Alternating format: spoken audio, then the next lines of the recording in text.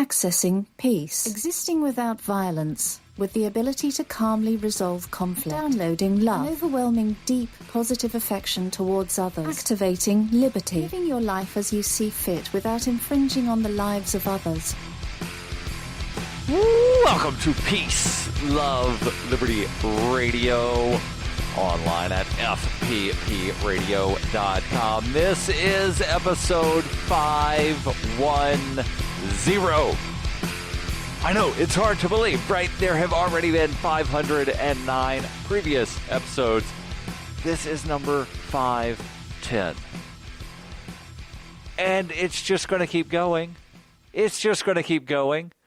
But before I jump into what I want to talk about today, I want to remind you what I do every Friday.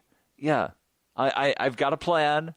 Every Friday, I answer your questions. You can send those over to ama.fppradio.com. That's actually not sending them over to something. That is sending them through something. So you go to ama.fppradio.com, and then from there you can submit the questions using the anonymous, if you want it to be anonymous, contact form. It requests a name, doesn't have to be your name, doesn't have to be a real name. Just put something in for the name column, and then put something in for the email column, and then send in your question. ama.fppradio.com. So let's talk about self-confidence and why there's something that might actually be better than self-confidence. The article here comes surprisingly from the New York Times.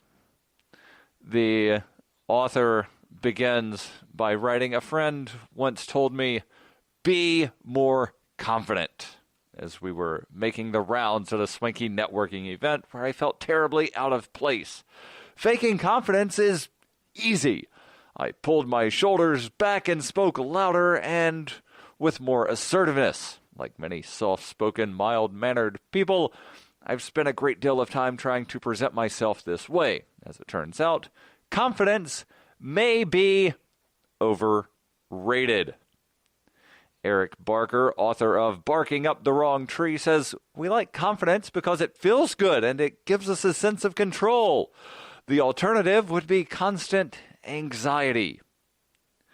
We live in a culture that reveres self-confidence and self-assuredness, but as it turns out, there may be a better approach to success and personal development.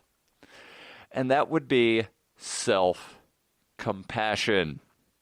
While self-confidence makes you feel better about your abilities, it can also lead you to vastly overestimate those abilities. On the other hand, self-compassion encourages you to acknowledge your flaws and limitations, allowing you to look at yourself from a more objective, realistic point of view. Now, there are some people that they'll wind up saying, well, self-compassion is just, like doubting yourself and something. No, like recognizing what your abilities are is being realistic. I know that at this point in my life, I am not going to run a 3.5-hour marathon. Maybe in the future, if I do, a lot of speed work, probably still not. It's, theoretically possible, but it's not something that I could go do in the very near future. It's not even a goal of mine. A realistic goal for me would be to break 4 hours on a full marathon. I've got a goal of running the New York City Marathon in November of this year and doing so in less than 4 hours and 15 minutes. That is a very realistic goal for me. And I was talking to somebody not too long ago, and they said, well, what would it take for you to qualify for the New York Marathon? without having to go through a charity. And I said, oh, it would, take me like cutting my time in like half, and that's not something that I can do. And they said, not with that attitude. Well, no, I've got to be realistic. And that's the thing, that some people, the always think positive thoughts people, they seem to, in some respects, lack self-compassion. Maybe I'm just projecting my realism onto how they're, viewing the world of, well, if you always think good things, then only good things will ever happen to you. You could date Heidi Klum if you wanted to. Well, that's assuming that Heidi Klum would even ever want to know who I am, or much less that I would ever be in a situation to where I would be in the same room as her to be able to introduce myself and ask her on a date. So, you need to be realistic and recognize and acknowledge your own flaws and limitations, but that's not to say that you then say, well, I'm flawed and I've got limitations, so I'm not going to try to work on them. No. Those are two different things. So you have to recognize them, but then try to fix them. You don't just ignore your flaws. The article here continues. Both have merits, that being self-confidence of, or at least, pretend you have self-confidence until you do, and self-compassion. Both have merits, but many experts believe that self-compassion includes the advantages of self-confidence without the drawbacks. In the book, again, Barking Up the Wrong Tree, Mr. Barker asserts that productivity culture often promotes faking confidence without considering drawbacks. Namely, when you fake it, you might start to believe your own lies, which can lead to disastrous outcomes. Because confidence feels good, Mr. Barker says, we often don't notice when it creeps across the line to overconfidence. This is better known as the Dunning-Kruger effect, a cognitive bias in which you overestimate your abilities to do something. But this isn't to say you have to go around feeling inadequate. No. Don't feel inadequate. Love yourself. And part of loving yourself is not feeling inadequate, but also not lying to yourself. Stay tuned. There's more here on Peace, Love, Liberty Radio. In 2115 New England, there are no borders, no states, and no regulations, yet never has a more peaceful and prosperous place existed. But Mr. Drake's security company has seen better days. Faced with the prospect of waning power, Mr. Drake intends to replace the anarchy of New England with a government. But at what cost? Will anybody care? And can anyone stop him? Anarchy in New England by Joe Jarvis is available from Amazon.com and all major bookstores. Are you tired of governments murdering people around the world? Stop using their money. There is an alternative. Bitcoin is a stateless, free market, non-political currency. Bitcoin cannot be inflated or controlled by any government. By using their money, you are helping the state. Stop doing it. You have an incredible alternative available now. Learn it, use it, spread it. Get started with Bitcoin at weusecoins.com. That's weusecoins.com. You're listening to Peace, Love, Liberty Radio with Darryl W Perry. Online at fppradio.com. Before I jump back into the article about self-compassion being better than self-confidence, I've got a question for you real quick. Are you an advocate for free market money? Do you use cryptocurrencies as an alternative in this fiat-centric world? If so, then you need SpendABit in your arsenal. SpendABit is the search engine for things you can buy with Bitcoin and other cryptocurrencies. SpendABit aggregates millions of products from thousands of Bitcoin-enabled merchants. Keep your money in the free economy. Spend a bit. Use my affiliate link, spendabit.fppradio.com. And if you're a Bitcoin accepting merchant like I am, ask about their merchant suite to reach even more customers. Spendabit.fppradio.com. That's spendabit.fppradio.com. Again, you don't have to go around feeling inadequate. Don't overinflate your ego, but also don't go around feeling inadequate. Dr. Kristen Neff, Associate Professor of Educational Psychology at University of Texas, suggests a solution to the problem of overconfidence: self-compassion. Dr. Neff says self-compassion is treating yourself with the same kindness, care, and concern that you show a loved one. We need to frame it in terms of humanity. That's what makes self-compassion so different. I'm an imperfect human being living in an imperfect world. By that definition, self-compassion is the opposite of overconfidence. Let me repeat that one more time.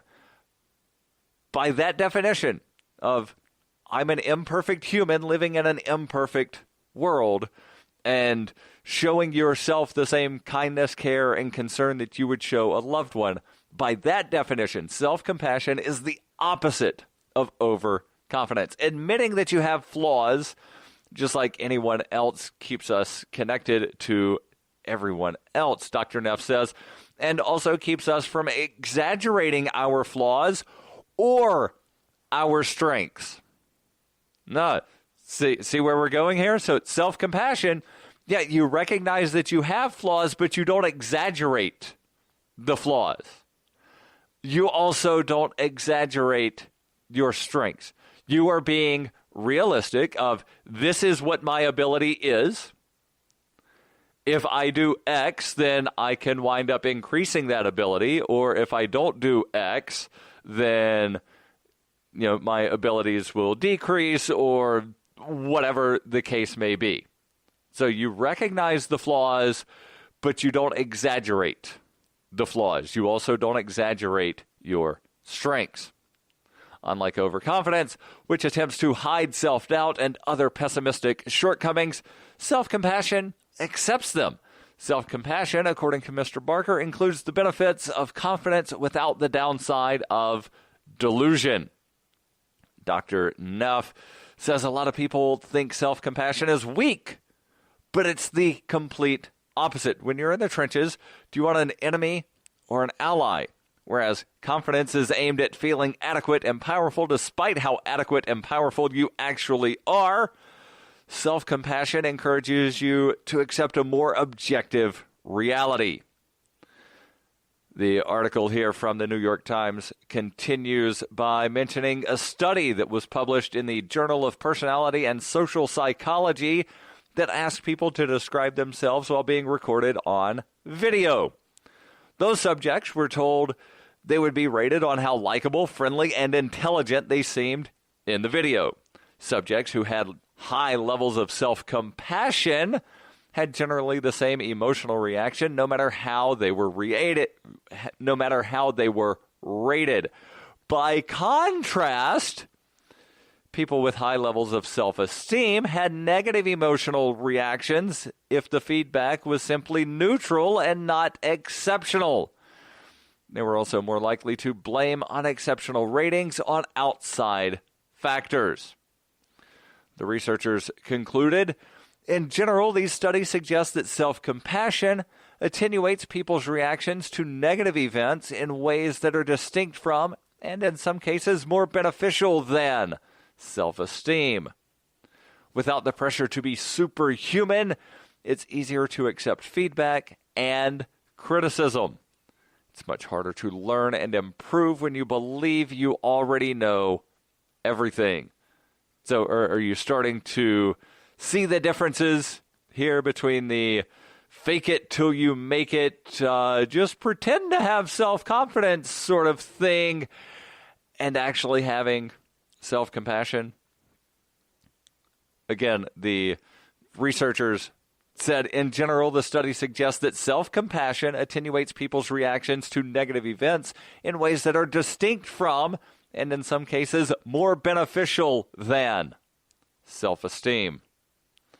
Dr. Neff said resilience may be the most remarkable benefit of self-compassion. In one study that she did with some of her colleagues, they worked with veterans returning from war in Iraq and Afghanistan. The people in the study worked with clinical psychologists who determined that nearly half of the group experienced symptoms of post-traumatic stress disorder, PTSD, using a 26-item self-report questionnaire that included statements like, "I'm tolerant of my own flaws and inadequacies." Dr. Neff and her colleagues rated subjects' levels of self-compassion.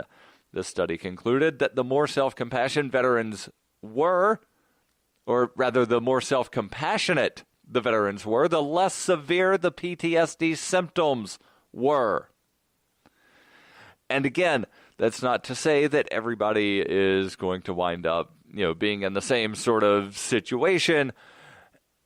But across the board, what they found was, again, that the more self-compassionate those veterans with PTSD were, the less severe their symptoms were. Dr. Neff added that self-compassionate people also tend to ruminate less because they can break the cycle of negativity by accepting their own imperfections. There's definitely more here to this article that we will continue with in moments. And of course, as always, the link will be in the show notes where you can read it at your leisure. Also, click over to the different studies that they mention. The study from Dr. Neff with the war veterans, the other study where it was published in the Journal of Personality and Social Psychology with the videos. Stay tuned. There's more. Are you sick of government lackeys who say you didn't build that? Are you tired of elitists who think you need a government permission slip for everything? Everything you do is an A to B conversation, and the government should see their way out of it. Create true free markets by adopting the BIPCOT No Government License. The BIPCOT No Gov license allows use or modification of any product, service, or software except by governments or government agents. Go to BIPCOT.org. That's Bravo, India, Papa, Charlie, Oscar, Tango.org. In 1999, Darryl W. Perry began a search for traditional values, which led him down a path to the ideas of liberty. He tells the story in A Rebel's Journey, My Path to Liberty. Of the book, Dr. Brian Sovereign says, "Sometimes it's funny, and sometimes I think it's crazy, but it's always authentic." Find A Rebel's Journey, My Path to Liberty by Darryl W. Perry on Facebook, read reviews on Amazon, ask for A Rebel's Journey wherever books are sold, or visit arebelsjourney.com. This is Will Coley of the Call to Freedom, and you're listening to Darryl W. Perry on Peace, Love, Liberty Radio. Hey, welcome back to Peace, Love, Liberty Radio, online at fppradio.com. I am your host, Darryl W. Perry, the Liberty Penguin, the Wombat, the uncut cocaine of libertarianism, and we're talking about something that is better than self-confidence. What could that be? Self-compassion. Again, Dr. Neff from the University of Texas. She's an associate professor of, I believe it was educational psychology. Dr. Kristen Neff, associate professor of educational psychology at University of Texas, says that self-compassionate people tend to ruminate less because they can break the cycle of negativity by accepting their own imperfections. Still, of course, there are benefits to being confident, even if it's just a put-on. There was a study published in the Journal of Personality and Social Psychology that found that simply appearing more confident makes people believe you deserve more respect and admiration, possibly helping you reach higher social status.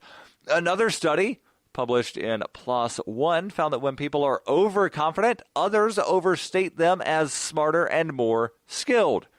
In other words, there may be something to the fake it until you make it phenomenon, but self-compassion and acceptance can offer a whole suite of other benefits. It's easier for self-compassionate people to improve on their mistakes, failures, and shortcomings because they view them more objectively. Research also shows self-compassion is an effective motivator in this way. So again, yet other people might wind up thinking, more highly of you if you're, faking self-confidence, but you're going to not necessarily recognize your mistakes, your failures, your shortcomings because, well, everybody seems to think I'm doing all right. I'm in this position, and I think I deserve to be in this position, and everybody seems to be treating me as though I deserve this position, whatever the position is. So therefore, I can't possibly have ever made a mistake ever in life. I am absolutely perfect. Well, no, nobody's perfect. And self-compassionate people recognize that. Again, self-compassion is also an effective motivator in improving on those mistakes, failures, and shortcomings. Self-compassionate people are also better at owning up to their mistakes. Juliana Brenes and Serena Chen from the University of California, Berkeley conducted a series of experiments to measure the effect of self-compassion on personal growth. In one study, they asked people to think about something they did that made them feel guilty. Example, lying to a partner. From there, subjects were assigned to a group: self-compassion, self-esteem control, or positive distraction control. The self-compassion group were instructed to write themselves from a compassionate and understanding perspective. The self-esteem group was instructed to write about their own positive qualities, and the positive distraction group was asked to write about a hobby they enjoyed. According to the study, those who practiced self-compassion were more motivated to admit and apologize for their mistakes than the people in either the self-esteem group or the positive distraction group. The self-compassion group was also more committed to not repeating their mistakes. What's more, self-compassion has been shown to help other people better empathize with others. And we've talked about empathy and why empathy is actually a really good thing. I know that in some circles, having empathy and sympathy is frowned upon. It's almost as if you're not looking at things objectively the way I am. If you can actually understand and recognize that somebody's in pain or going through something, you need to just be objective and not have feelings, because feelings are bad. No, feelings aren't bad. Feelings are really the meaning of life. Everybody searches for, what's the meaning of life? And while I don't know the exact answer, I think to some degree and some extent, the meaning of life is to experience that entire wide range of feelings. I know that men are by and large only allowed to have the emotions of anger, and in certain situations, excitement is acceptable. Oh, you're at a sports game. Yeah, you can be happy that your team won. Otherwise, anger or just neutral. Like those are the emotions. Oh, you're sad because your wife left you, or your dog died, or something happened to your kid. All right, be sad, and now no longer sad. You can't be sad anymore. Grieving is over. No. Let people experience their emotions. Let people experience their emotions and then empathize with them. The article continues. Dr. Neff and her colleague Tasha Baratvas at the University of Texas, Austin, found that people rate self-compassionate partners as more caring and supportive than self-critical ones. So if your partner points out a flaw, you'll do better to accept it and forgive yourself than beat yourself up and dwell on it. Pulling your shoulders back is easy. Learning to be kind to yourself takes considerable effort. And yes, there is more to this. We'll get into here in moments on Peace, Love, Liberty Radio, online at fppradio.com. When you hear the word lobbyist, you probably think about greedy corporations, but not all lobbyists are the same. Some are fighting for the freedoms you hold dear. Liberty Lobby LLC is doing just that in New Hampshire, working hard to represent you, not some special interest group. You can help by going to libertylobby.info, where your contribution will give us the tools we need to ensure that your voice is heard. Visit libertylobby.info today to find out more.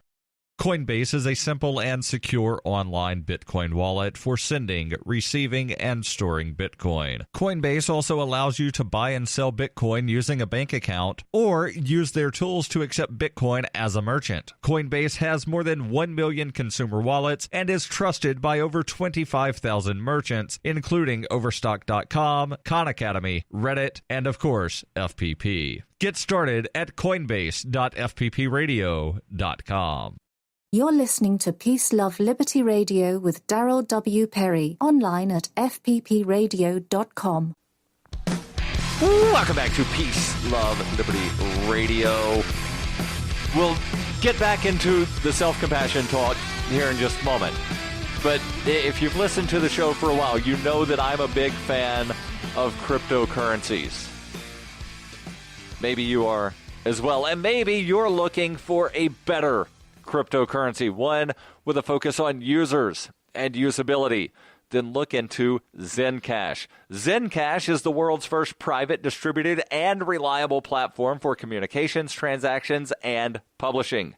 ZenCash has the ability to use both transparent and shielded transactions, with shielded transactions using zero-knowledge proofs. That means that only the sender and the receiver have knowledge of the transaction.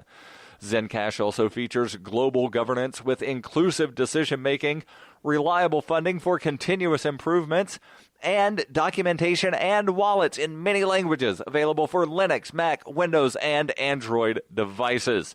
Learn more at zensystem.io. That's zensystem.io. Now, let's continue talking about self-compassion. Again, the article from the New York Times, and yes, the link will be in the show notes, says pulling your shoulders back and having, that fake self-confidence can be easy. Learning to be kind to yourself takes considerably more effort.